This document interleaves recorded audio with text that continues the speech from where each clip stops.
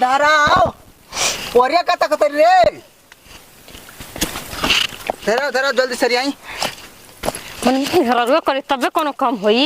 आए अकेले ना हो सकेला बतावा ना तनी कोनो काम अकेले ना हो सकेला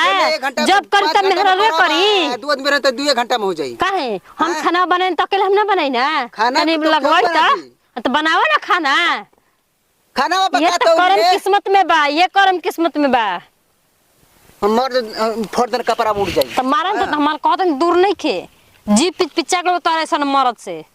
ठीक ना हमारा ऐसा मरद सही कहला ना तो फेंक दे निकाल कर डायरेक्ट सही कहला कि तोरा ऐसा मारा दा के माथा के दर्द दा के चूल्हे में झोंक दे बढ़िया बा तोरा नियर मेहरा रुको चूल्हे में झोंक दी हमारे ने भाई ना तो 2 वक्त के भोजन मिलता ढाई ना रे दोगला ढाई ना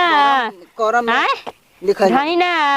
तोर बाप जबले आइली साला हमर कराइन जाना तक कि उचुआ तक को आमदनी आगे बढ़ते नहीं कुला छनी चल जाता नहीं कुला छनी ठीक ना जल्दी आ देखो तनी कौन तोर माई आवत या तो ओकर आगे बढ़ता नहीं कहिया सा ना ये तो कह दे रे दोगला ये करे बेईमान ये कहो कि तू जो हमारा के छोड़ के घटते जाते नहीं घटते कोनो कर्तव्य करबे ना करबे सोचबे कि हमारा हाथ में रुपया है वो का बैठी करत निरतरा में मरने के एकदम हम भैंस गरु किन के रखल ने अब जानते यो कुल बेच यहां से अच्छा हैं तोर बाप के जे तोर बाप रहे ना ये तोर बाप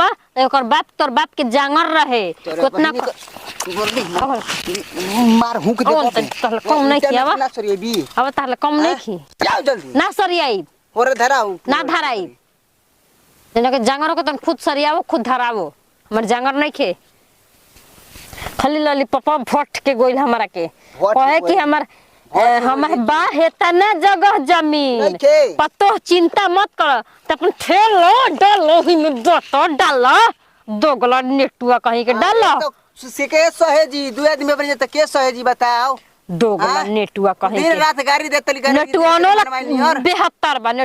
72 बा हो एकालिक तो सुहर और गांव में एकालिक तो सुहरियन के खोभार होई जन की पोछियल बाहर के अपन घर बना चिकन कर ले गोली मेरा ले उहे की मर गोली अब तू एगो हो गोली मरत के गरियावे वाली तोरा नी एगो हमर गांव में रहे आलसी कोढ़ी हाथ गोल में मरत नहीं कर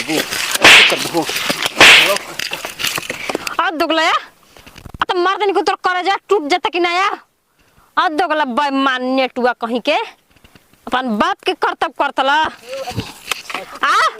दोगला तो देख दर करे जा किलो गड़ के दाल दे तो निकना या चल जाओ दोगलू नेटुआ मुसर एकदम डा घल ले बड़ा हमरा के आए एक पैसा के कमाई ना धमाई एक पैसा के ना उदम ना कुछ ना काम के ना काज के दुश्मन अनाज के तौने तोहार हाल बा 1 रुपया ना कमाए के ना धमाए के ना लेवे के ना देवे के और सोचता कि मनिया डरे आवे हमार घरे जा दोगलू तार कर में हमार फूट गइल खाली बाप हमार लिया के भट देलस उहे दोगला लिया के भटलस मुंह में गाड़ी निकलता